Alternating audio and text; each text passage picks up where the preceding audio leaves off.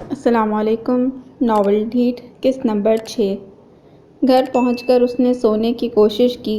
نیند ناراض رشتہ دار کی طرح آنکھوں کی دہلیز سے کوسوں دور چلی گئی۔ وہ سونے کی کوشش میں ناکامی کے بعد کتابیں لے کر بیٹھ گیا۔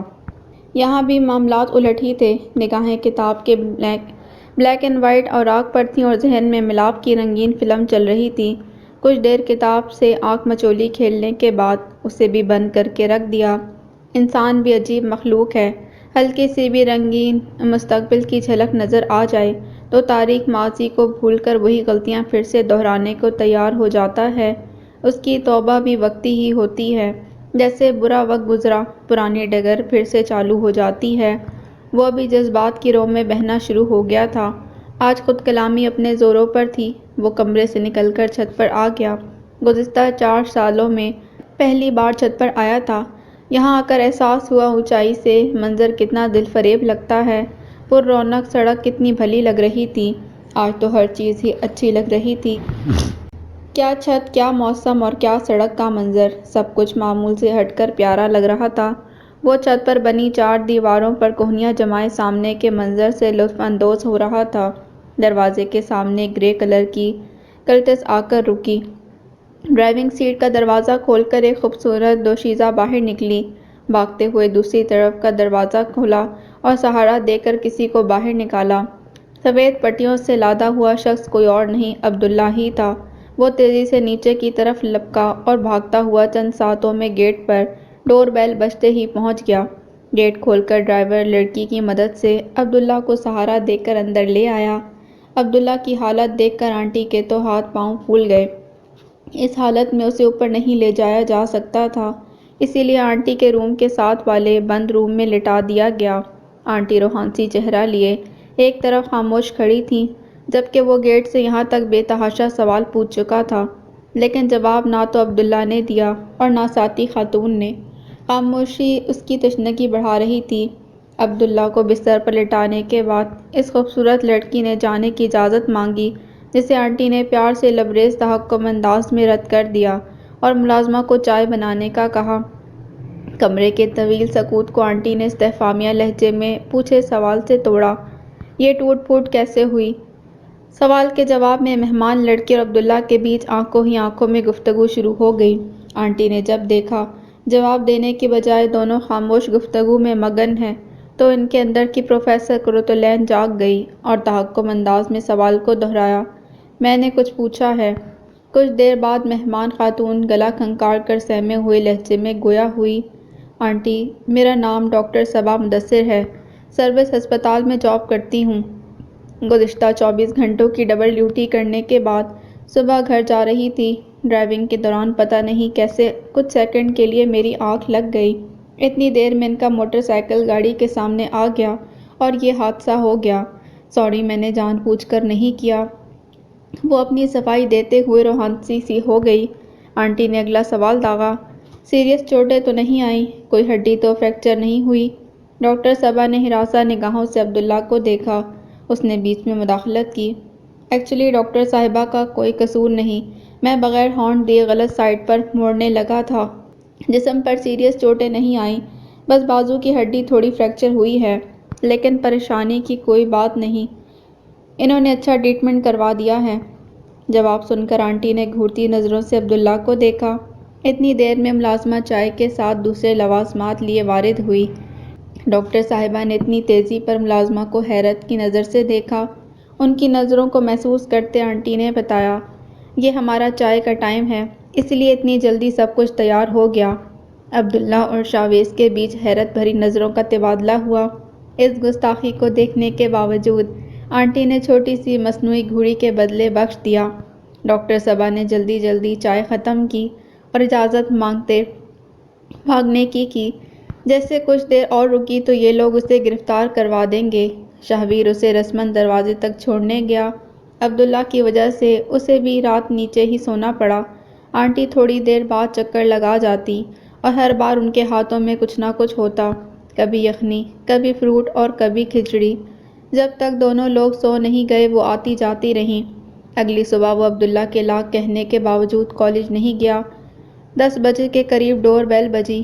ملازمہ فرش پر پوچھا لگا رہی تھی۔ مجبوراً اسے گیٹ کھولنا پڑا۔ باہر ڈاکٹر صبا ہاتھ میں فروٹس کا شاپر پکڑے کھڑی تھی۔ ان کے ہاتھوں سے فروٹ کے شاپر لیے اور عزت و تکریم کے ساتھ اندر لے آیا۔ ڈاکٹر صبا کو دیکھ کر عبداللہ کے چہرے پر معنی خیز سی مسکراہٹ ابھری۔ دونوں نے ایک دوسرے کی خیریت دریافت کی۔ شاہویر کی چھٹی حس نے دال میں کچھ کالا محسوس کیا۔ آنٹی بھی صبا کی آواز سن کر کمرے میں آ گئیں۔ ساتھ ہی ملازمہ کو چائے بنانے اور شاہویر کو قریبی بیکری سے سامان لینے کے لیے بھیج دیا۔ بیکری سے واپسی پر شاہویر نے دروازے کے سامنے پارک ڈاکٹر صبا کی گاڑی کا بڑے غور سے مشاہدہ کیا اور اس کا شک گہرا ہو گیا۔ سامان کچن میں ملازمہ کے حوالے کرنے کے بعد جب وہ کمرے میں آیا، ڈاکٹر صبا نے اسے دیکھتے ہی سوال داغا، آنٹی آپ لوگوں کا تعارف تو ہو گیا، ان صاحب کا تعارف نہیں ہوا؟ آنٹی نے بڑے محبت سے شاہویر کو دیکھا اور بولی، یہ میرا چھوٹا بیٹا شاہویر ہے، عبداللہ سے کافی چھوٹا ہے، ماشاءاللہ سے ایڈوکیٹ ہے۔ ڈاکٹر صبا شرارتی نظروں سے دیکھتے ہوئے بولی، ماشاءاللہ، چہرے کا نور ہی بتا رہا ہے بھائی صاحب ایڈوکیٹ ہیں۔ کمرے میں بیک وقت زوردار قہقہے گونجے۔ کافی دیر ہنسنے کے بعد آنٹی نے جواب دیا، رنگت تو اس کی کافی صاف تھی، بس بچپن میں اسے ملتان بھیج دیا، وہاں کی گرمی نے اچھی خاصی رنگت جھلسا کر رکھ دی۔ شاہویر ڈاکٹر صبا کے سامنے والی نشست پر بیٹھتے اس سے مخاطب ہوا، ڈاکٹر صاحبہ آپ سرجن ہیں نا؟ ڈاکٹر صبا نے حیرت سے استفہامیہ پوچھا، آپ کو کیسے پتہ چلا؟ شاہویر نے مسکراتے جواب دیا، میں نے آپ کی ڈرائیونگ سے ایک بات کا اندازہ لگایا ہے، سڑک ہو یا آپریشن تھیٹر، دونوں جگہ سامنے والا اپنے نصب العین سے ہی زندہ بچتا ہے۔ ڈاکٹر صبا جواب سن کر شرمندہ سی ہو گئیں۔ آنٹی نے ڈاکٹر صبا کے چہرے پر خجالت کے تاثرات دیکھ کر مصنوعی خفگی بھرے لہجے میں شاہویر کو ڈانٹا۔ ملازمہ چائے کے ساتھ دوسرے لوازمات لیے حاضر ہو گئی۔ چائے کا کپ پکڑتے شاہویر نے ڈاکٹر صبا کو مخاطب کرتے کہا، ڈاکٹر صاحبہ آپ کی وجہ سے ہمارے گھر میں کافی تبدیلیاں رونما ہوئی ہیں، پلیز روزانہ آیا کریں۔ صبا نے سراسیمگی سے آنٹی کو دیکھا، ان کی آنکھوں میں حیرت تھی۔ شاہویر اپنی بات کو مکمل کرتے ہوئے بولا، یہ مظلوم مشروب، چائے کا کپ دکھاتے ہوئے، لمبے عرصے سے گھر بدر تھا، اسے پھر سے یہاں شرف قبولیت مل گیا، آپ سے درخواست ہے آتی رہا کریں۔ ڈاکٹر صبا نے شرارت بھری نظروں سے اسے دیکھتے جوابی وار کیا، سنا ہے زیادہ چائے پینے سے رنگ کالا ہو جاتا ہے، لیکن آپ کو تو کوئی ٹینشن نہیں، اور کتنا کالا ہوگا، لیکن پھر بھی احتیاط کیا کرو، کہیں اندر سے نہ کالے ہو جاؤ۔ شاہویر نے بلا توقف جواب دیا، ڈاکٹر صاحبہ آپ کو MBBS کی ڈگری کس یونیورسٹی نے دی؟ ڈاکٹر ہو کے بھی سنی سنائی باتوں پر یقین رکھتی ہیں، اگر چائے سے رنگ کالا ہوتا، آپ کے عبداللہ صاحب کا رنگ برائن لارا جیسا ہوتا۔ گفتگو میں مداخلت کرتے ہوئے عبداللہ شرارت بھرے لہجے میں بولا، ڈاکٹر صاحبہ میں شاہویر سے متفق ہوں، چائے پینے سے رنگ کالا نہیں ہوتا، رنگ کالا کروانے کے لیے بندے کو اشلیل قسم کی حرکتیں کرنی پڑتی ہیں۔ کمرے میں 3 زوردار قہقہے گونجے۔ اسی درمیان لینڈ لائن نمبر پر بیل ہوئی۔ آنٹی اٹھ کر سامنے والے کمرے میں چلی گئی تو شاہویر آستین چڑھاتے کھڑا ہوا اور دونوں کو مخاطب کرتے ہوئے بولا، یہ ایکسیڈنٹ کیسے ہوا؟ عبداللہ کو چوٹیں کیسے لگیں؟ مجھے بائیک کی گاڑی سے ٹکر والی کہانی نہیں سنانی۔ فار یور کائنڈ انفارمیشن، میں اچھی طرح جانتا ہوں یہ کہانی گھڑی ہوئی ہے، اسی لیے تمیز سے سچ سچ بتا دو، ورنہ میں ابھی آنٹی کے سامنے سارا بھانڈا پھوڑنے لگا ہوں۔ ڈاکٹر صبا نے حیرت سے اسے مخاطب کرتے ہوئے کہا، کون سا بھانڈا؟ اور یہ تم اپنی ماما کو آنٹی کیوں کہہ رہے ہو؟ چکر کیا ہے؟ وہ جلدی سے بولا، کوئی چکر نہیں، بچپن میں ملتان چلا گیا تھا، وہاں رہنے کی وجہ سے انہیں آنٹی کہہ کر ہی بلاتا ہوں۔ بات مت بدلیں، مجھے سچ کا پتہ لگ چکا ہے، اگر تم دونوں نے اقرار جرم نہ کیا تو ثبوت کے ساتھ بھری عدالت میں پیش ہو جاؤں گا، پھر وہاں تمہارا جو حال ہوگا دنیا دیکھے گی۔ ڈاکٹر صبا نے مدد طلب نگاہوں سے عبداللہ کو دیکھا، جو پھٹی پھٹی نظروں سے شاہویر کو گھور رہا تھا۔ اس نے ہاتھ کے اشارے سے جواب مانگا۔ عبداللہ نے نرمی اور خجالت کے ملے جلے لہجے میں درخواست کی، یار ٹھنڈ رکھ، بس ڈاکٹر صاحبہ کو جانے دو، تمہیں ہر سوال کا جواب ملے گا۔ اس نے وارننگ دیتے ہوئے کہا، بتا دینا، ویسے بھی مجھے سب کچھ پتہ تو لگ گیا ہے۔ آنٹی کی واپسی تک ڈاکٹر صبا خجالت بھرا چہرہ لیے بیٹھی رہی اور واپس آتے ہی بیگ اٹھا کر گھسک گئی۔ آنٹی نے لاکھ روکا لیکن وہ رکی نہیں۔ عبداللہ نے شکوہ بھری نظروں سے شاویر کو دیکھا۔ شاہ کی نگاہوں میں کسی کے جلدی جانے کا دکھ واضح دکھائی دے رہا تھا۔ شاویر ڈھیٹ بنا جوابی گھورتا رہا۔ جب تک کمرے میں آنٹی رہیں، دونوں خاموشی سے ایک دوسرے کو گھورے جا رہے تھے۔ آنٹی کچھ دیر بیٹھنے کے بعد اپنے کمرے میں چلی گئیں۔ ان کے جاتے ہی شاویر سرعت سے عبداللہ کے سر پر جا پہنچا اور فریکچر بازو کو ہاتھوں میں لیتے شرارت سے بولا، شاباش جانی، اب کسی طوطے کی طرح بولنا شروع ہو جاؤ اور الف سے یہ تک ساری قطع ایک ہی سانس میں سنا ڈالو۔ عبداللہ اس کی آنکھوں میں کچھ دیر دیکھتا رہا، پھر پرتبسم ہونٹوں سے بولا، ٹائیں ٹائیں ٹائیں ٹائیں۔ شاویر نے نرمی سے بازو کو دباتے ہوئے پوچھا، او بھائی، یہ کیا ڈرامہ ہے؟ عبداللہ نے بازو چھڑانے کی ناکام کوشش کرتے ہوئے کہا، خود ہی تو کہا تھا طوطے کی طرح بولو، اب طوطا ٹائیں ٹائیں ہی کرتا ہے، کائیں کائیں تھوڑی کرتا ہے۔ شاویر اس کے بھونڈے مذاق پر مصنوعی غصہ دکھاتے ہوئے بولا، یار سچی سچی ساری بات بتا دے ورنہ میں نے سچ مچ بازو پھر سے توڑ دینا ہے۔ وہ اسے کچھ دیر گھورتا رہا اور پھر ٹیپ ریکارڈر کی طرح شروع ہو گیا، ڈاکٹر صبا سے میری ملاقات 6 مہینے پہلے ایک مشترکہ دوست کے گھر پارٹی پر ہوئی تھی۔ وہاں ہمارے سوا باقی سب جوڑے ہی تھے، اسی لیے مجبوراً ہمیں ایک دوسرے سے گفتگو کرنی پڑی۔ مجبوری کے تحت شروع ہونے والی بات چیت رفتہ رفتہ دلچسپ ہوتی گئی۔ پارٹی کا وقت ختم ہو گیا، جس کی وجہ سے ہماری گفتگو ادھوری رہ گئی، جسے مکمل کرنے کے لیے ہمیں دوبارہ ملنا پڑا، لیکن ہر بار کہیں نہ کہیں تشنگی رہ جاتی جس کے لیے اگلی ملاقات ضروری ہو جاتی۔ شاہویر بات بیچ میں ٹوکتے ہوئے بولا، جانی، یہ پریم کتھا بعد میں، پہلے یہ بتاؤ ہڈیاں کیسے ٹوٹیں؟ ڈاکٹر کے کسی بھائی وائی نے تو نہیں دیکھ لیا؟ دونوں کو وارتالاب کرتے ہوئے عبداللہ نے بائیں بازو سے کشن اچھالا، جسے اس نے آسانی سے کیچ کر لیا۔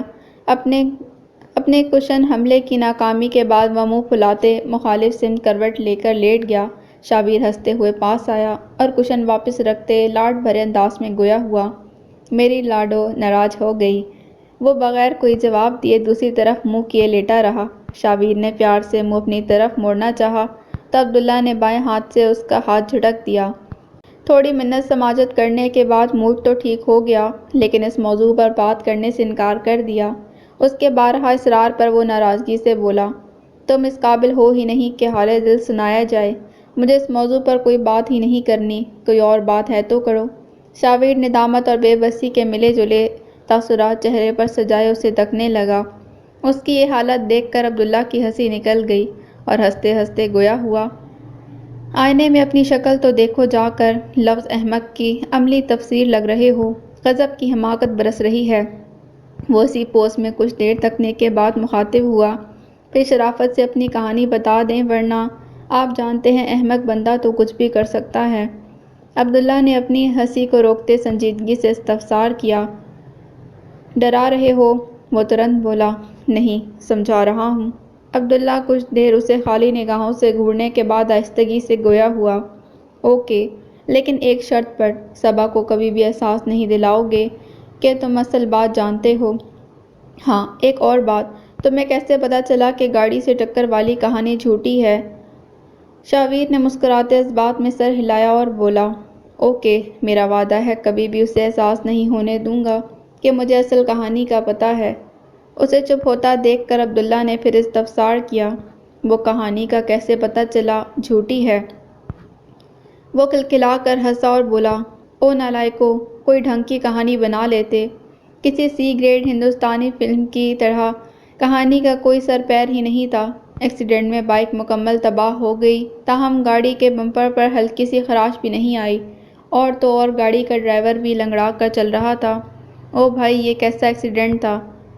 گاڑی کا ڈرائیور زخمی ہوا لیکن گاڑی پر ہلکی سی خراش بھی نہیں آئی۔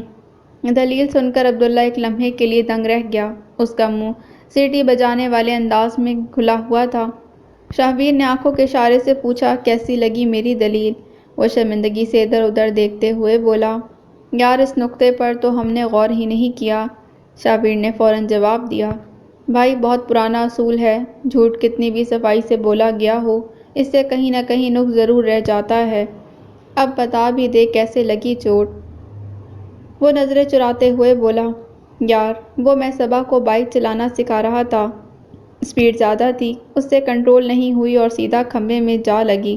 خوش قسمتی سے وہ فٹ پاتھ کے ساتھ لگی کیاری میں جا گری، جس کی وجہ سے اس کی ٹانگ پر بس ہلکی سی خراشیں ہی آئیں، لیکن پکے فٹ پاتھ پر گرنے کی وجہ سے میری حالت تمہارے سامنے ہے۔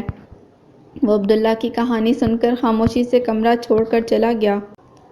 شیڈول کے مطابق آج آخری کلاس تھی، کورس دوبارہ ختم ہو چکا تھا، اس لیے ہر استاد پڑھانے کی بجائے آنے والے پریکٹیکل لائف کے لیے اپنے تجربے کے مطابق مشورے دے رہا تھا۔ دوسرے لیکچر کے بعد وہ بوجھل قدموں سے کلاس سے نکلا اور آفس میں آ بیٹھا۔ پچھلے 3 سال کسی فلم کی طرح یادداشت کے پردے پر چلنے لگے۔ وہ گرد و نواح اور وقت سے یکسر بے نیاز ہو کر آنکھیں بند کیے اس فلم میں محو ہو گیا۔ دروازہ کھلنے کی آواز نے محویت توڑ دی۔ اس نے دھیرے دھیرے آنکھیں کھولیں۔ سامنے پاکیزہ بیٹھی اسے ٹکر ٹکر گھورے جا رہی تھی۔ ایک لمحے کے لیے ششدر رہ گیا اور گمان ہوا جیسے کوئی نیا خواب دیکھ رہا ہو۔ پاکیزہ نے حال کی دنیا سے روشناس کرانے کے لیے 2-3 بار چٹکی بجائی، تب جا کر احساس ہوا وہ خواب نہیں حقیقت کی دنیا میں ہے۔ احتراماً کرسی سے کھڑے ہوتے اس کے چہرے پر حیرت، مسرت اور پشیمانی کی مکس کیفیت واضح دیکھی جا سکتی تھی۔ وہ پزل لہجے میں گویا ہوا، سسٹر آپ کو دیکھ کر بے تحاشا خوشی ہوئی، مجھے سمجھ ہی نہیں آ رہی کیسے ری ایکشن دوں۔ پاکیزہ یہ سن کر ہلکا سا مسکرائی اور اسے بیٹھنے کا اشارہ کرتے سنجیدگی سے بولی، میں جانتی ہوں بھائی صاحب آپ کو آج تک ڈھنگ سے کوئی بھی ری ایکشن دینا نہیں آتا۔ پاکیزہ کی ذو معنی بات پلے نہ پڑی، تاہم وہ فرمانبردار بچے کی طرح بیٹھ گیا اور انٹر کام کا ریسیور اٹھاتے ہوئے پوچھا، چائے، کافی یا کولڈ ڈرنک، آپ کیا پینا پسند کریں گی؟ وہ اسے ہاتھ کے اشارے سے روکتے ہوئے بولی، کچھ نہیں، بیٹھنے کا وقت بالکل نہیں، بس آپ کو یہ کارڈ دینے آئی تھی۔ بیگ سے کارڈ نکالتے، نیچے ایڈمن آفس میں کافی وقت صرف ہو گیا، اب دیر ہو رہی ہے میں چلوں گی۔ شابیر کارڈ پر نظر دوڑاتے ہوئے بولا، ایسا نہیں ہو سکتا، ہم آپ کی خاطر مدارت کے بغیر ہی رخصت کر دیں۔ وہ منع کرتے ہوئے مخاطب ہوئی، وعدہ نیکسٹ ٹائم آؤں گی تو جو چاہے پلا دینا۔ شابیر نے بجھے ہوئے لہجے میں جواب دیا، ڈیئر سسٹر، نیکسٹ ٹائم یہ آفس بھی ہوگا، یہ کالج بھی، لیکن ہم نہیں ہوں گے۔ آج صدارت کا آخری دن ہے، پھر میں بھی آپ کی طرح مہمان ہی ہوں گا، اس لیے الوداعی پارٹی تو بنتی ہے۔ پاکیزہ مسکراتے ہوئے بولی، اوکے، پھر کافی منگوا لیں۔ شہویر کینٹین کا نمبر ملاتے ہوئے گویا ہوا، کافی کے ساتھ کیا پسند کریں گی؟ پاکیزہ نے ہاتھ کے اشارے سے بتایا، وہ سیر ہے اسی لیے کچھ نہیں کھائے گی۔ آرڈر دینے کے بعد دونوں رخصتی کی تیاری کے متعلق گفتگو کرتے رہے۔ اتنے میں کینٹین کا مالک صوفی خود 2 کپ کافی لیے دفتر میں داخل ہوا۔ دونوں کو اکٹھا دیکھ کر خوش ہوتے ہوئے بولا، آپ دونوں کو پھر سے اکٹھے آفس دیکھ کر دل خوش ہو گیا۔ بڑے لوگ آئے گئے، لیکن جتنا یہ دفتر آپ دونوں پر جچتا ہے، کسی پر نہیں جچتا۔ پاکیزہ نے جواباً مسکرانے پر اکتفا کیا، تاہم شابیر نے جواباً شعر پڑھا، دائم آباد رہے گی دنیا، ہم نہ ہوں گے کوئی ہمسا ہوگا۔ صوفی مسکراتے ہوئے دفتر سے چلا گیا۔ شہویر نے غور کیا پاکیزہ کسی گہری سوچ میں گم ہے، اور ارد گرد سے یکسر بے نیاز لڑکی کو غور سے دیکھنے لگا۔ پاکیزہ نے چہرے پر آنکھوں کی تپ محسوس کرتے ہوئے حال سے ناطہ جوڑ لیا۔ شہویر نے کافی کا کپ اٹھاتے سوال اچھالا، خیر ہے، پریشان لگ رہی ہیں؟ وہ جواباً مسکرائی اور اس بات میں سر ہلاتے ہوئے مخاطب ہوئی، ہاں پریشان ہوں، واقعی پریشان ہوں، کسی ایک ضروری سوال کا جواب لینا ہے، لیکن ایک خوف ہے، سوال سن کر کہیں جواب کے ساتھ ساتھ رشتے سے ہی نہ ہاتھ دھونا پڑے۔ اس نے حیرت سے استفسار کیا، ایسا کون سا نازک رشتہ ہے جو ایک سوال سے ٹوٹ جائے گا؟ وہ ترکی بترکی بولی، منہ بولے بھائی کا۔ وہ 1 منٹ کے لیے رکا، پھر مسکراتے ہوئے بولا، میرا خیال ہے بہن بھائی کا رشتہ اتنا کچا نہیں ہوتا کہ ایک سوال سے ٹوٹ جائے۔ وہ کلکلاتے ہنستے ہوئے بولی، ٹھیک ہے پھر میں سوال کرتی ہوں، اب بھڑک مت جانا۔ وہ ہمتاً گوش کی تصویر بنا مقابل کے سوال کا منتظر تھا، تم نے دانیہ کی محبت کو کیوں ٹھکرایا؟ یہ سوال نہیں ایٹم بم تھا جو سماعتوں پر گرا تھا۔ وہ بے یقینی سے پاکیزہ کے پرنور چہرے کو تکے جا رہا تھا۔ پاکیزہ اس کی غیر متوقع رد عمل سے ایک لمحے کے لیے متذبذب ہو گئی، لیکن پھر ہمت کرتے ہوئے اپنے پرانے سوال کو نئے الفاظ کا جامہ پہنا کر پھر سے گویا ہوئی۔ تم مرد شاید یہ بات کبھی نہ سمجھ سکو، ایک عورت کے لیے اظہار محبت میں پہل کرنا کتنا مشکل ہوتا ہے۔ اپنی گفتگو سے لاکھوں کے مجمع کو لاجواب کر دینے والی پر اعتماد سے پراعتماد عورت کی حالت اظہار محبت میں پہل کرتے دنیا کے مفلس ترین شخص سے بھی گئی گزری ہوتی ہے۔ کبھی ہمت ساتھ نہیں دیتی اور کبھی الفاظ۔ یوں سمجھو دہتے ہوئے انگاروں کی روش پر چلنا پڑتا ہے، اور اگر یہ سب کرنے کے باوجود بھی کوئی تہی دامہ رہ جائے تو اس پر کیا گزرتی ہے۔ شاید میرے بھائی تم اس دکھ کو کبھی نہیں سمجھ سکتے۔ وہ چند ثانیے رکی، لیکن شاہویر چپ کی مورت بنا خالی نظروں سے تکے جا رہا تھا۔ وہ اپنی بات جاری رکھتے گویا ہوئی، آپ نے ایسا کیوں کیا؟ جواباً خود کو لاکھ تعویلیں دینے کے باوجود بھی میں کنونس نہیں کر پا رہی۔ 3 سال میں جتنا جان پائی ہوں، تمہاری زندگی میں کوئی لڑکی نہیں ہے اور نہ ہی کہیں کمٹمنٹ ہے، پھر دانیہ جیسی لڑکی کو انکار کیوں؟ میرا دعویٰ تھا کہ آپ کی رگ رگ سے واقف ہوں، لیکن یہاں مجھے خود انکار کی وجہ سمجھ نہیں آ رہی۔ اس پگلی کو کیسے سمجھاؤں؟ کیوں؟ آخر کیوں کیا ایسا؟ اس میں کون سی کمی ہے؟ کیوں وہ تمہارے معیار پر پوری نہیں اتری؟ کچھ بتاؤ گے مجھے؟ شاویر نے پورا شکوہ کسی بت کی مانند بغیر پلکیں جھپکائے سنا، اور جب وہ اپنا مدعا کہہ چکی تو دھیرے سے مخاطب ہوا، مس پاکیزہ مجید، میری کوئی سگی بہن نہیں تھی۔ تم سے ملنے کے بعد لگا خدا نے یہ کمی دور کر دی۔ میری پرورش جس معاشرے میں ہوئی وہاں بہن بھائی کے بیچ محبت پر گفتگو بڑی عجیب سی بات سمجھی جاتی ہے، لیکن پھر بھی میں کوشش کروں گا کہ آپ کے سامنے اپنا نقطہ نظر رکھ سکوں۔ تھوڑی دیر خاموشی۔ یہ بات 100% سچ ہے کہ اگر میں ہاتھ میں سورج لے کر بھی گھوموں تو شاید دانیہ جیسی لڑکی نہ ڈھونڈ سکوں۔ وہ ہر لحاظ سے مکمل اور آئیڈیل لڑکی ہے جس کو شریک حیات بنانے کا خواب ہر نارمل شخص دیکھنا چاہے گا، لیکن مجھے تم اب نارمل کہہ لو یا حقیقت پسند آدمی۔ یہ سچ ہے کہ میرے جیسا شخص اسے اپنا بنانے کا صرف خواب ہی دیکھ سکتا ہے، لیکن اس خواب کا حقیقت سے دور دور کا تعلق نہیں۔ کمی دانیہ میں نہیں، مجھ میں ہے۔ نہ میں مالی اعتبار سے اس کے ہم پلہ ہوں اور نہ ہی جسمانی اعتبار سے۔ جسمانی اعتبار سے میری مراد شکل و صورت ہے۔ پیاری بہنا، ہمارے معاشرے میں ان بے جوڑ خیالی اور جذباتی رشتوں کی حیثیت کانچ کے تاج محل جیسی ہے جو حقیقت کی ہلکی سی ٹھوکر سے کرچی کرچی ہو جاتے ہیں، اور تمہیں کیا خبر، یہ کرچیاں روح کو اس طرح تار تار کرتی ہیں کہ عمر بھر زخم منمل نہیں ہوتے۔ کبھی کسی بھی ڈاکٹر اور طیب کی دوا اثر نہیں کرتی۔ اللہ نہ کرے کوئی دشمن بھی اس کرب سے گزرے۔ پاکیزہ جواب سن کر خاموش ہو گئی، کچھ دیر سوچنے کے بعد مخاطب ہوئی، بھائی وہ آپ سے شدید محبت کرتی ہے، اور محبت حسب نسب اونچ نیچ کہاں دیکھتی ہے؟ پاکیزہ کی معصوم تعبیر سن کر شاہویر کچھ دیر مسکراتا رہا اور پھر سرد لہجے میں استفہامیہ گویا ہوا، بہنا تمہاری سہیلی کا ارادہ صرف محبت تک رہنے کا ہے یا شادی کے پروگرام کا بھی؟ وہ سراسیمگی سے وضاحت دیتے ہوئے بولی، نہیں نہیں، استغفر اللہ، ایسی بات نہیں، وہ آپ سے شادی کرنا چاہتی ہے۔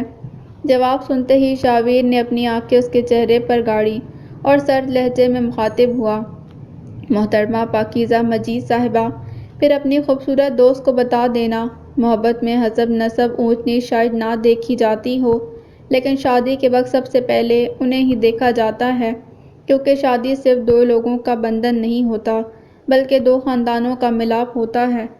دانیہ کی آنکھوں پر تو محبت کی پٹی بندھی ہو سکتی ہے، تاہم اس کے گھر والے تو اندھے نہیں ہوں گے، اور مجھے خواہ مخواہ اپنا مذاق نہیں بنوانا۔ وہ اپنا نقطہ نظر کہہ کر کرسی سے اٹھ کھڑا ہوا۔ اس کی تائید میں پاکیزہ بھی کھڑی ہو گئی اور آخری کوشش کرتے ہوئے بولی، بھائی آپ کو کیوں یقین نہیں آ رہا؟ وہ آپ سے بہت محبت کرتی ہے۔ آپ محبت کی روش پر اس کے سنگ سفر تو شروع کرو، انشاءاللہ راستے خود بخود بن جائیں گے۔ میرے خیال میں اس وقت آپ پر احساس کمتری کا دورہ پڑا ہوا ہے، ورنہ میری نظر میں آپ دونوں ایک پرفیکٹ پیئر ہو۔ شاویر کو اس کی معصومیت پر ترس آیا اور بات کو سمیٹتے ہوئے بولا، اوکے، مان لیا اسے مجھ سے محبت ہے۔ بہنا، ایسی محبت امیر زادیوں کو ہر سال ہوتی رہتی ہے۔ ابھی جوانی کا جوش ہے، وقت گزرنے دو، اسے یاد بھی نہ رہے گا کہ کوئی شاویر اسلم نام کا بندہ بھی تھا۔ تم ٹینشن مت لو، وہ اصرار کرتے ہوئے بولی۔ بھائی، آپ کو کیسے یقین دلایا جائے کہ اسے واقعی آپ سے محبت ہے، سچی والی؟ وہ کچھ دیر خالی نظروں سے دیکھتا رہا اور پھر بات کو کنکلوڈ کرتے ہوئے بولا، اوکے، اس کے لاء گریجویٹ ہونے میں 1 سال پڑا ہے۔ اس 1 سال کے اندر وہ نہ مجھ سے ملنے کی کوشش کرے گی، نہ فون کرے گی۔ سال کے بعد بھی اسے مجھ سے اتنی ہی محبت رہی تو محبت کیا، میں اندھے کنویں میں بھی کودنے کو تیار ہوں۔ بس اسے میری شرط کہہ لو یا اس کا امتحان، اگر وہ پورا اترتی ہے تو میں اپنی جان دینے کے لیے بھی تیار ہوں۔ وہ اتنی بات کہہ کر اپنے دفتر سے نکل گیا۔ شاویر نے فیئر ویل ڈنر تک کالج کی دہلیز پر قدم نہ رکھا، نہ ہی کسی کو فون کیا اور نہ ہی کسی کا فون سنا۔ وہ دن رات پاگلوں کی طرح کمرے میں بند بیریکٹ سے مغز ماری کرتا رہا، سوائے ان 2 گھنٹوں کے جب اسے رامے ہاؤس ٹیوشن کے لیے جانا پڑتا تھا۔ حتیٰ کہ اس نے 3 وقت کا کھانا بھی کمرے میں کھایا۔ ہر گھنٹے بعد پنکی آنٹی یا ملازمہ کبھی کافی اور کبھی چائے دبے پاؤں رکھ جاتی۔ اسے دونوں خواتین کی خدمت گزاری سے شرمندگی ہونے لگی۔ اگر اسی سال شامر فیصل نے او لیول کا امتحان نہ دینا ہوتا تو شاید ٹیوشن سے بھی معذرت کر لیتا۔ وہ فیئر ویل ڈنر والی شام لیٹ ہی کالج پہنچا۔ تقریب شروع ہو چکی تھی۔ تمام کلاس فیلوز پرجوش طریقے سے اپنے آخری لمحوں کو یادگار بنانے کی کوشش کر رہے تھے، تاہم اس پر افسردگی کا دورہ پڑا ہوا تھا۔ ایک کونے میں بیٹھا خالی خالی نظروں سے ارد گرد رونما ہونے والے ہنگامے کو تکے جا رہا تھا۔ اسے یوں لگ رہا تھا جیسے پھر سے گاؤں بدر ہو گیا ہو۔ وہ اپنی سوچوں میں گم گرد و نواح سے لاتعلق کتنی دور نکل چکا تھا۔ کسی کے کندھا ہلانے پر ہوش کی دنیا میں واپسی ہوئی۔ اسٹیج پر اس کا نام پکارا جا رہا تھا۔ وہ کندھا ہلاتے ہوئے اپنے کلاس فیلو نجم کا شکریہ ادا کرنے کے بعد چھوٹے چھوٹے قدم اٹھاتا اسٹیج پر پہنچ گیا، جہاں اسے اعزازی شیلڈ دی گئی۔ اعزازی شیلڈ لینے کے بعد خاموشی سے اسٹیج سے اترنے لگا تو خاتون میزبان نے مائک اسے پکڑاتے یاد دلایا کہ کالج روایات کے مطابق بطور صدر سوسائٹی الوداعی خطاب کرنا ہے۔ وہ مائک ہاتھ میں پکڑے کتنی دیر خالی ذہن خاموش کھڑا رہا۔ اس کی خاموشی کے سبب حال میں چہمہ گوئیاں ہونے لگیں۔ کچھ منچلوں نے آوازیں بھی کسنا شروع کر دیں۔ مجبوراً اسے بولنا پڑا۔ جب بولا تو حال میں سناٹا چھا گیا۔ دوستو، آج میرے سارے لفظ گونگے ہیں۔ آج یوں لگ رہا ہے جیسے خاموشی ہی میری زبان ہے۔ بہت کوشش کی، اس کے باوجود اپنے الفاظ کو ترتیب نہیں دے پایا۔ آج میری حالت اس دلہن سی ہے جس پر رونق تقریب میں دیس نکالا دیا جا رہا ہو، جسے بڑے اہتمام سے یہ بتایا جا رہا ہو کہ آج سے ہمارا تعلق ختم، اب تم پرائے ہو۔ اوپر سے ظلم یہ کہ جدائی کے دردناک احساس کو لفظوں میں بیان بھی کرنا ہے۔ میں تو شاید بیان نہ کر سکوں، لیکن شاید کسی نامعلوم شاعر کی یہ چھوٹی سی نظم میرا مدعا بیان کر دے۔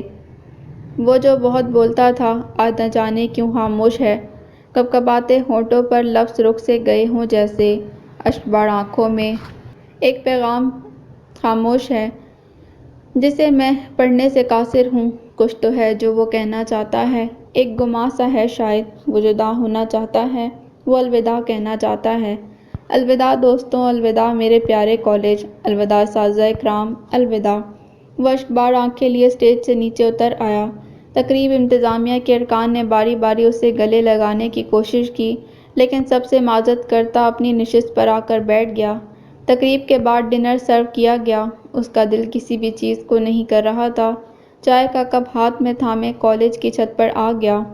نیچے ہونے والے ہلے گلے کو دیکھنے لگا۔ تھوڑی دیر بعد پیچھے قدموں کی آہٹ سنائی دی۔ بنا مڑے پہچان گیا کون ہے، اسی لیے بغیر کسی رد عمل کے سامنے دیکھتا رہا۔ نوارد اس کے پہلو میں آ کر کھڑا ہوا۔ کافی دیر خاموش رہنے کے بعد نوارد کا حوصلہ جواب دے گیا۔ وہ روحان سی آواز میں مخاطب ہوئی، اس سناٹے میں کالج چھوڑنے کا غم منا رہے ہو یا مجھ سے چھپ رہے ہو؟ شاویر نے زخمی نگاہوں سے اس کے حسین چہرے کو دیکھا، تاہم بولا کچھ نہیں۔ جواب نہ پا کر وہ پھر سے گویا ہوئی، پاکیزہ باجی نے تمہارا جواب مجھ تک پہنچا دیا تھا۔ چلو اگر یہی آزمائش محبت ہے تو ایسے ہی صحیح، میں اب آپ سے پورے سال بعد ہی ملوں گی۔ آج کی تاریخ نوٹ کر لیں، لیکن ایک بات یاد رکھنا، اگر تم مکرے تو سال بعد اسی تاریخ کو 2 لاشیں گریں گی۔ اپنا خیال رکھنا، خدا حافظ۔ دانیہ اپنی بات کہہ کر واپس پلٹنے لگی۔ وہ دھیرے سے گویا ہوا، میری سال سے قطعی مراد آج کی تاریخ نہیں، بلکہ تمہاری لا گریجویشن کے بعد ممبر شپ تک کا وقت تھا۔ وہ غصے اور بے بسی کے ملے جلے تاثرات لیے اسے مخاطب کرتے ہوئے بولی، اوکے مسٹر شاویر اسلم، مجھے یہ بھی منظور ہے، لیکن پھر میں کوئی بہانہ نہیں سنوں گی۔ وہ اپنی بات حتمی انداز میں کہہ کر وہاں سے چلی گئی اور شاویر خالی نظروں سے اسے جاتے دیکھتا رہا۔ نہ جانے زندگی کون سا امتحان لے رہی تھی، ہر سہانے موڑ پر اسے لاچار کر دیتی تھی۔ امتحانات کے فوراً بعد شاویر نے رامے لا فرم جوائن کر لی، جہاں اس کی شروع میں ڈیوٹی فیصل رامے صاحب کی ریسرچ ٹیم کے ساتھ لگائی گئی۔ رزلٹ آنے کے بعد انٹیمیشن انرولمنٹ فارم جمع کروانے تک وہ ریسرچ ٹیم کے ساتھ ہی کام کرتا رہا، پھر لائسنس کے اجراء تک ڈیوٹی بطور special assistant district court department کے انچارج ایڈوکیٹ رانا شاہد غفور کے ساتھ لگا دی گئی، جن سے اس نے کورٹ میں پیش ہونے سے عدالت میں مدعا بیان کرنے تک کے آداب سیکھے۔ اب زندگی بہت مصروف ہو گئی تھی، سارا دن مختلف عدالتوں کے چکر کاٹتے اور ملزموں کی ضمانتیں کرواتے کب شام ہو جاتی خبر نہیں ہوتی۔ شام ڈھلے شامیر اور ازمیر کو پڑھانے کی ذمہ داری ہنوز اسی کے کندھوں پر تھی۔ شامیر او لیول میں بہترین گریڈز لینے کے بعد اب اے لیول کی تیاری کر رہا تھا اور چھوٹا ازمیر او لیول کی تیاری کر رہا تھا۔ اب اسے رامے لا فرم سے باقاعدہ بطور ایڈوکیٹ تنخواہ ملنے لگی تھی اور ٹیوشن فیس الگ سے ملتی تھی۔ وہ دسمبر کی ایک سرد صبح تھی، وہ ابھی چیمبر ہی پہنچا تھا کہ موبائل پر نامعلوم نمبر سے کال آئی۔ نامعلوم نمبر سے کال آنا کوئی غیر معمولی بات نہیں تھی، اب اکثر کلائنٹ پرسنل نمبر پر کال کرنے لگے تھے۔ اس نے کال ریسیو کرتے حسب معمول ہیلو کہا، دوسری طرف خاموشی رہی، کوئی جواب نہیں آیا۔ اس نے اکتائے ہوئے لہجے میں پھر سے اپنا سوال دہرایا، ہیلو کون، کس سے بات کرنی ہے؟ دوسری طرف سے جھجکتی ہوئی مردانہ آواز آئی، از دس مسٹر شاویر نمبر؟ وہ آواز سنتے ہی سوچ میں پڑ گیا۔ آواز سنی سنائی لگ رہی تھی، لیکن یاد نہیں آ رہا تھا کون ہے۔ وہ اپنے اعصاب کو جمع کرتے بولا، جی آئی ایم شاویر اسلم، ہو از دس؟ دوسری طرف سے واضح سسکی کے بعد بلبلاتی آواز آئی، یار شاہی، میں یاسر۔ شاویر اتنا سنتے ہی سناٹے میں آ گیا۔ کچھ دیر خاموش رہنے کے بعد روحانسی آواز میں گویا ہوا، بے غیرت آدمی کہاں مر گیا تھا تو؟ 5 سال میں نہ کوئی خط نہ کوئی فون، میری یاد نہیں آئی تمہیں؟ یاسر نے ترکی بترکی جواب دیا، تجھے بھولا ہی کب تھا، ماسکو جاتے کراچی ایئرپورٹ پر میرا بیگ گم ہو گیا جس میں تمہارا خط تھا، لاکھ یاد کرنے کے باوجود بھی مجھے تمہارا ایڈریس یاد نہیں رہا، سعید سرگانہ کا بھی کوئی کانٹیکٹ نمبر نہیں مل سکا، وہ فیملی سمیت کراچی شفٹ ہو گیا، وہ تو اللہ بھلا کرے کل میری راشد سے ملاقات ہو گئی، باتوں باتوں میں اس نے بتایا تم کچھ سال پہلے ملتان آئے تھے کسی مقابلے میں، جاتے ہوئے اسے اپنا نمبر دے گئے تھے، وہ بھی کنفرم نہیں تھا کہ نمبر چلتا بھی ہے کہ نہیں، کیونکہ نہ اس نے کبھی کال کی نہ تم نے، ڈرتے ڈرتے نمبر ملایا، اللہ کا لاکھ شکر ہے تم سے رابطہ ہو گیا۔ شاویر نے بات ٹوکتے ہوئے استفہامیہ پوچھا، اس وقت کہاں ہو؟ یاسر نے جواباً کہا، خانی وال نیازی چوک، ڈرائیور بس اڈے پر کھڑا ہوں، کچھ بکس لینے لاہور آ رہا ہوں، 9:25 کی بس ہے، میں تقریباً 1 بجے لاہور پہنچ جاؤں گا۔ یاسر کا جواب سن کر شاویر کی خوشی کا کوئی ٹھکانہ نہ رہا، وہ پرجوش لہجے میں مخاطب ہوا، اوکے جانی، تو لاہور پہنچ، باقی باتیں مل کر ہوں گی۔ دوسری طرف سے یاسر نے اوکے کہہ کر فون کاٹ دیا۔ کال سننے کے بعد شاویر کی خوشی دیدنی تھی۔ وہ ضروری کیسز میں حاضری لگوانے کے بعد رانا صاحب کو بتا کر چیمبر سے نکل آیا۔ کئی اچھے برے خیالات دماغ میں چل رہے تھے۔ وہ 5 سال بعد اپنے عزیز ترین دوست سے ملنے جا رہا تھا۔ ان گزرے 5 سالوں میں بہت کچھ بدل چکا ہوگا۔ ایک دم اپنا گاؤں یاد آنے لگا۔ اس نے پچھلے 5 سالوں میں اپنے خاندان سمیت ہر پرانی یاد کو کسی متروک لباس کی طرح ماضی کے صندوق میں بند کر کے کٹور دلی کا تالا لگا دیا تھا اور مختلف مصروفیات پال کر اس یاد کو بھلانے کی کوشش کی تھی، تاہم جب کبھی کوئی محبت کی بات کرتا پرانے زخم کھل جاتے۔ یاسر کے ایک فون نے ماضی کی کتاب پر ساری گرد جھاڑ ڈالی تھی۔ چیمبر سے نکلتے نکلتے 12 بج چکے تھے۔ وہ آنٹی کی 2001 ماڈل سوزوکی کلٹس کو ڈرائیو کرتے مال روڈ سے کنال روڈ پر مسلم ٹاؤن موڑ پر کنال روڈ سے فیروز پور موڑ پر مڑتے کلمہ چوک کے نزدیک ڈرائیو بس ٹرمینل پہنچ گیا۔ وہ گاڑی بیک سائیڈ والی پارکنگ میں لگا کر انتظار گاہ میں آ کر بیٹھ گیا۔ جیسے ہی گھڑی کی سوئیاں 1 بجے سے اوپر ہوئیں، ہر گزرتے منٹ کے ساتھ دل کی دھڑکن تیز ہو رہی تھی۔ اس انتظار کے یہ لمحے بہت ناگوار گزر رہے تھے۔ وہ بار بار اپنی کلائی پر بندھی گھڑی کو دیکھ رہا تھا۔ ہر بار فون بجنے پر چہرے کا رنگ بدل جاتا، لیکن اسکرین پر کسی اور کا نمبر دیکھ کر ساری خوشی ہوا ہو جاتی۔ 1:22 پر موبائل رنگ پھر سے بجا۔ اس بار امید کے سارے دیے بجھ چکے تھے۔ اس نے بے دلی سے کوٹ کی جیب سے فون نکالا، لیکن اسکرین پر یاسر کا نام دیکھ کر خود بخود نشست سے کھڑا ہو گیا۔ کال ریسیو کرتے یاسر کی چہکتی آواز کانوں میں گونجی، "جگر میں لاہور پہنچ گیا۔" وہ بھاگ کر ویٹنگ روم سے باہر نکلا اور ادھر ادھر نگاہیں گھما کر اسے کھوجنے لگا۔ نظروں سے ٹرمینل کی تلاشی لیتے یہ بھول گیا وہ فون پر ہے۔ کچھ ثانیے جواب نہ پا کر یاسر نے ہیلو ہیلو پکارا۔ دوست کی آواز نے یاد دلایا، "کال آن ہے۔" شاہویر نے جواب دیا، "تم اس وقت کہاں ہو؟ مجھے نظر کیوں نہیں آ رہے؟" اتنی دیر میں یاسر لیپ ٹاپ بیگ کاندھے پر لٹکائے انتظار گاہ کی طرف آتا دکھائی دیا۔ شاہویر نے فون منقطع کر کے اس کی طرف دوڑ لگا دی اور بے خبری میں اچک لیا۔ دونوں دوست ارد گرد سے بے خبر کافی دیر ایک دوسرے سے بغل گیر رہے۔ دونوں کی آنکھیں خوشی سے اشکبار تھیں۔ شاہویر اس کا ہاتھ تھامے پارکنگ تک لے آیا۔ اسی دوران حال پوچھنے کے ساتھ ساتھ دونوں ایک دوسرے کا بار بار معائنہ کیے جا رہے تھے۔ ان کے چہرے کی خوشی واضح دیکھی جا سکتی تھی۔ گاڑی میں بیٹھتے ہی یاسر بولا، "واہ شہزادے، لگتا ہے بھائی نے کافی ترقی کر لی۔ اپنی گاڑی، ماشاءاللہ ماشاءاللہ۔" وہ مسکراتے نرمی سے گویا ہوا، "او نہیں یار، یہ میری مالکن کی گاڑی ہے۔ میں نے تو ابھی پریکٹس شروع کی ہے۔ گاڑی تک آنے میں کچھ سال لگیں گے۔" یاسر اچنبھے بھری نظر سے اسے دیکھتے ہوئے بولا، "اس کا مطلب راشد واقعی سچا تھا۔ تم نے میڈیکل میں ایڈمیشن کیوں نہیں لیا؟" اس نے مسکراتے ہوئے پوچھا۔ "راشد کس چکر میں سچا تھا؟" یاسر نے اس کا بھرپور جائزہ لیتے جواب دیا۔ "وہ بتا رہا تھا تم کسی لاء کالج کی طرف سے تقریر کرنے آئے تھے، لیکن مجھے یقین نہیں آیا۔ یار تمہارا تو میڈیکل میں سکون سے ایڈمیشن ہو سکتا تھا، پھر یہ سب کیوں؟" شاہویر نے تعصب بھرے لہجے میں جواب دیا، "یار میڈیکل اسٹڈی میں افورڈ نہیں کر سکا، اسی لیے لاء کر لیا۔ شاید یہی میرے نصیب میں لکھا تھا۔ چل چھوڑ ساری باتیں، یقیناً تمہیں شدید بھوک لگی ہوگی۔ قذافی اسٹیڈیم کے نیچے کافی اچھے ریسٹورنٹس ہیں، امید ہے اس وقت کھل گئے ہوں گے۔ چلو تمہیں لاہوری لنچ کرواتا ہوں۔" یاسر مسکراتے ہوئے بولا، "دھنیہ ہو مہاراج، آج تو انتریامی ہو۔ گرو وکالت کے ساتھ ساتھ من کا بھید پڑھنا بھی جان گئے ہو۔ واقعی بہت بھوک لگی تھی، گھر سے صرف چائے پی کر نکلا تھا۔ بس میں ملنے والی ریفریشمنٹ سے تھوڑا سا فاقہ ہوا، مگر چپس اور بسکٹوں سے تو دن گزرنے سے رہا۔" شاہویر نے زوردار کہکہ لگایا۔ آج کہکے اندر سے پھوٹ رہے تھے۔ وہ گاڑی قذافی اسٹیڈیم کے باہر بنے ایک ریسٹورنٹ کے سامنے روکتے گویا ہوا، "حضور بندہ ناچیز من کا بھید تو پڑھنا نہیں جانتا، ہاں تمہارے پیٹ کا بھید پڑھنا بچپن سے جانتا ہوں۔" جواباً یاسر کے گلے سے زوردار کہکہ بلند ہوا۔ دونوں ریسٹورنٹ میں داخل ہو کر ایک خالی میز کے گرد آمنے سامنے بیٹھ گئے۔ ویٹر کو کھانے کا آرڈر دینے کے بعد اس نے یاسر کی اسٹڈی لائف کے متعلق پوچھا۔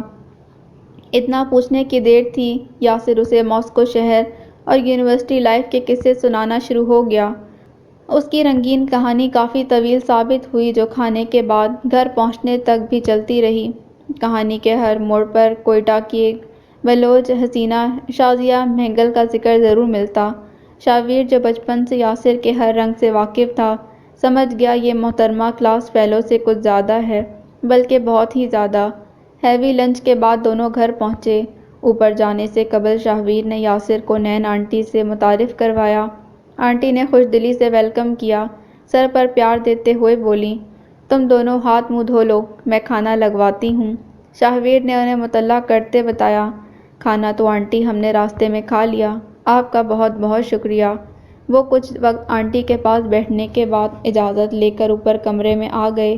ابھی کمرے میں پہنچے ہی تھے کہ یاسر کا فون بجا۔ کال وصول کرنے کے بعد اس کی چہک سے شاہویر پہچان گیا کال شازیہ کی ہے۔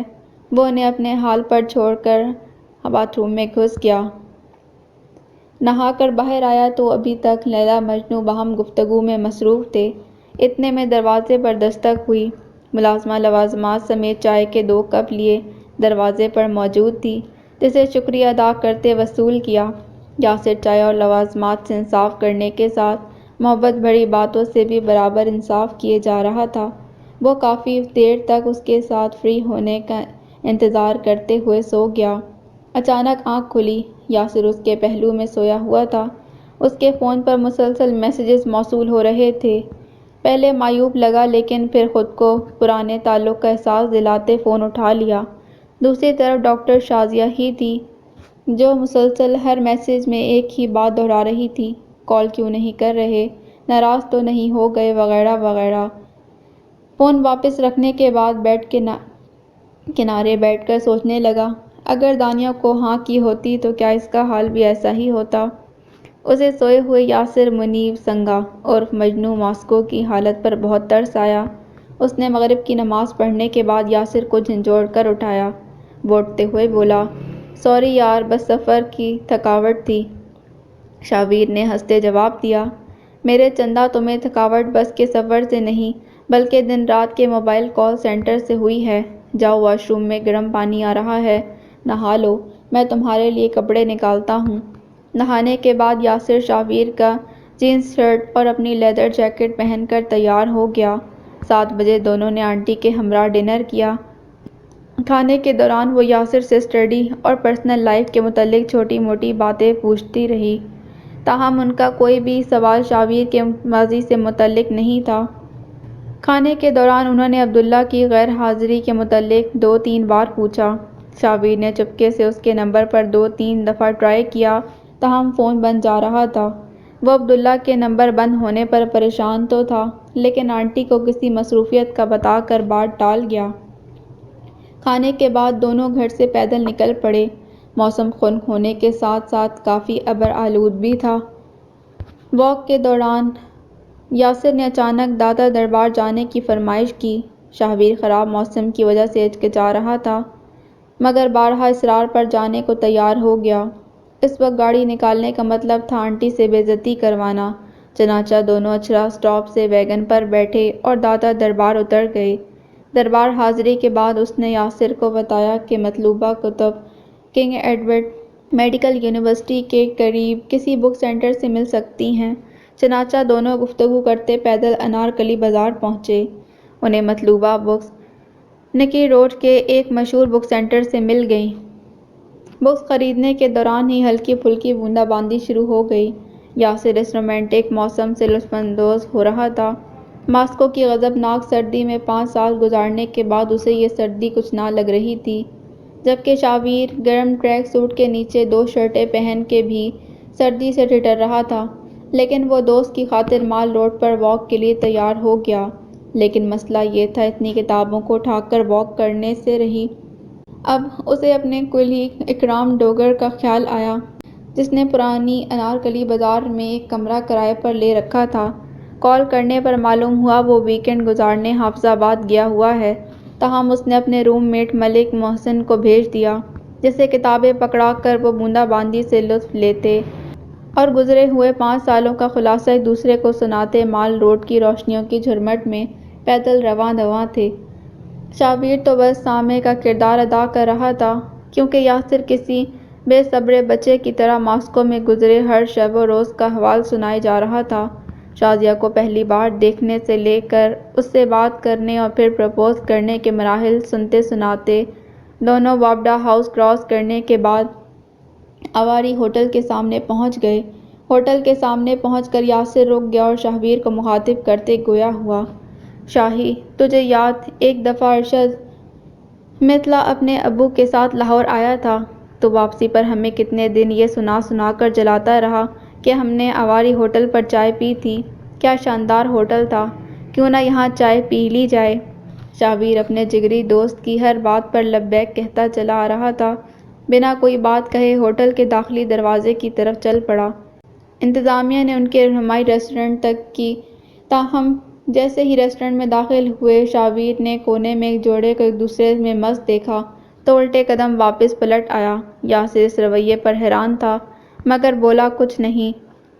باہر نکل کر شاویر اس کی آنکھوں میں دیکھتے بولا، یار میرے خیال میں آواری کے بجائے پی سی چلتے ہیں، کیونکہ میں وہاں اکثر آتا جاتا رہتا ہوں۔ وہاں کی کوالٹی مجھے پتہ ہے، یہاں دل نہیں مان رہا، اور ویسے بھی کسی کی پیروی کیوں کرنی۔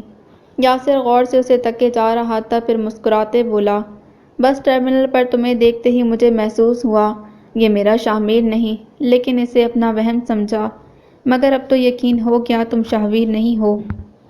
مان لیا تم اچھے وکیل ہو، لیکن میں نے ماسکو 5 سال جھک نہیں ماری۔ ریسٹورنٹ میں داخل ہوتے پہلے تم اچھے بھلے تھے، جیسے ہی کونے والے جوڑے پر تمہاری نظر پڑی موڈ بدل گیا۔ پرانا شاویر ہوتا تو مجھے معاملہ پوچھنے کی ضرورت بھی نہیں پڑتی۔ اب تمہاری مرضی ہے، اگر بتانا چاہو۔ ویسے گرل فرینڈ چیٹ کرے تو ایسا ری ایکشن بنتا ہے۔ شاویر نے اس کی لمبی چوڑی تقریر خاموشی سے سنی اور پچکارتے مخاطب ہوا، او مسٹر افلاطون فرام ماسکو، میں واقعی جوڑے کی وجہ سے واپس آیا ہوں، لیکن نہ اس لڑکی نے مجھے دھوکہ دیا ہے اور نہ ہی وہ میری گرل فرینڈ ہے، بلکہ سامنے بیٹھا لڑکا میرا روم میٹ عبداللہ ہے، جس کا آنٹی بار بار پوچھ رہی تھیں۔ میری وہاں موجودگی پر شاید وہ بہتر محسوس نہ کرتے، اس لیے ان کے قیمتی لمحوں کو ضائع ہونے سے بچانے کے لیے واپس چلا آیا۔ ہمارا کیا ہے، ہم تو کہیں بھی چائے پی سکتے ہیں۔ یاسر نے یہ سنتے ہی پیار سے اپنی باہیں اس کے گلے میں ڈالیں اور بھیجتے ہوئے بولا، میلا کاکا سچی میں بہت عقل مند ہو گیا ہے۔ دونوں پی سی ہوٹل سے چائے پینے کے بعد انارکلی کی طرف واپس چل پڑے۔ بارش رکنے کے باوجود خنکی رات گزرنے کے ساتھ بتدریج بڑھ رہی تھی۔ ملک محسن کے پاس سے کتابیں اٹھا کر وہ رکشے کے ذریعے گھر پہنچے۔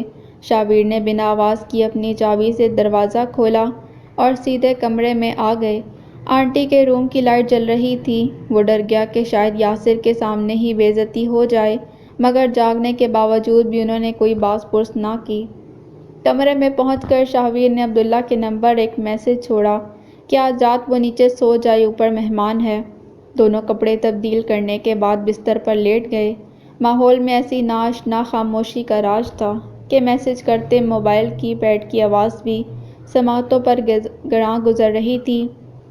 بیڈ کی ایک طرف شاویر خاموش اپنی سوچ میں گم لیٹا ہوا تھا، جبکہ دوسری طرف یاسر لیٹے لیٹے میسیجنگ میں مصروف تھا۔ دونوں کے بیچ بہت ساری انکہی باتیں تھیں جسے شاید دونوں کہنے اور سننے سے اجتناب کر رہے تھے۔ یہ طوفان سے پہلے والی خاموشی تھی۔ یاسر بیڈ سے اترا اور اپنا فون بند کر کے چارجنگ پر لگانے کے بعد بستر پر آلتی مالتی مار کر بیٹھ گیا۔ اسے بیٹھا دیکھ شاویر بھی اٹھ بیٹھا اور مسکراتے بولا، لگتا ہے آج کی باتوں کا کوٹہ پورا ہو گیا۔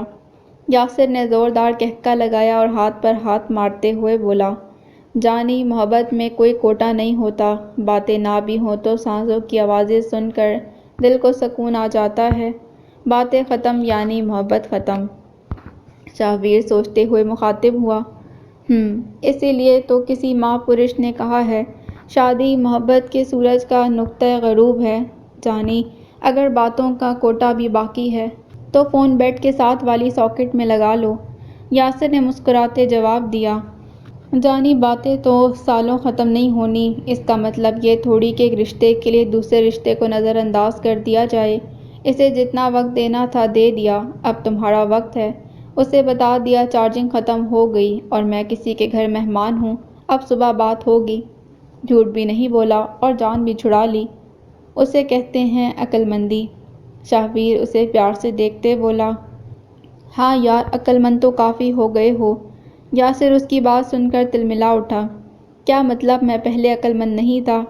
شاویر نے مسکراتے جواب دیا، او میرے چندا، تو پہلے بھی عقل مند تھا، اب اور زیادہ ہو گیا ہے۔ یاسر سنجیدہ ہوتے ہوئے بولا، بہت زیادہ دنیا دار ہو گئے ہو، تم پہلے والے شاویر نہ رہے۔ شاویر نے جواباً مسکرانے پر ہی اکتفا کیا۔ تھوڑی دیر خاموشی کے بعد یاسر نے پھر سوال داغا، ٹائم کیا ہوا ہے؟ شاویر نے اپنی رسٹ واچ پر نظر دوڑاتے جواب دیا، تقریباً 1:30 بج گیا ہے۔ یاسر اسے کچھ دیر غور سے دیکھنے کے بعد بولا، یعنی ہمیں ملے 12 گھنٹے گزر گئے اور تم نے ایک بار بھی اپنے خاندان کے متعلق سوال نہیں کیا۔ بہت بدل گئے ہو دوست، دنیا دار ہونے کے ساتھ ساتھ سنگ دل بھی ہو گئے۔ شاویر اس کے چہرے کو نم آنکھوں سے کافی دیر تکنے کے بعد کپکپاتے ہونٹوں سے گویا ہوا، یاسر منیب سنگر صاحب، میں نہ تو دنیا دار ہوا ہوں اور نہ ہی سنگ دل، بس اعلیٰ درجے کا بزدل ہو گیا ہوں۔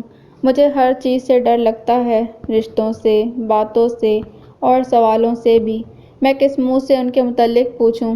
پچھلے 5 سالوں میں دنیا مریخ تک پہنچ گئی اور مجھ سے 300 کلومیٹر کا سفر طے نہ ہوا۔ یار کئی بار پوچھنا چاہا لیکن اس خوف سے نہ پوچھا کہ کہیں جواب انا کی اس عمارت کو ملیا میٹ نہ کر دے جسے پچھلے 5 سالوں میں کھڑا کیا ہے۔ ایک نہ ایک دن اس طوفان کا سامنا کرنا ہی ہے، تو اب کیوں نہ کروں؟ چل پتا کیا ہوا میرے پیچھے۔ یاسر اس کی باتیں سن کر مسکرایا اور صفائی دیتے ہوئے بولا، او یار، شادیہ سے ہر روز یہ فقرہ سنتا ہوں کہ تم بدل گئے ہو، آج یہ فقرہ تم پر چپکا دیا۔ ان 5 سالوں میں جتنا فاصلہ ہمارے بیچ رہا اتنا ہی ہماری سوچ میں بھی پیدا ہو گیا۔ بچپن سے ہم ایک جیسا سوچتے آئے ہیں مگر اب ہماری آدھی باتیں متضاد ہیں۔ شاید اس کی وجہ وہ ماحول ہے جہاں ہم گروم ہوئے۔ تمہارے گھر کی کہانی سناتے مجھے خود تکلیف ہو رہی ہے۔ تمہارا دکھ میں سمجھتا ہوں، یہ بھی جانتا ہوں سنتے ہوئے تمہیں کتنی تکلیف ہوگی، لیکن کبھی نہ کبھی تو سامنا کرنا ہی ہوگا۔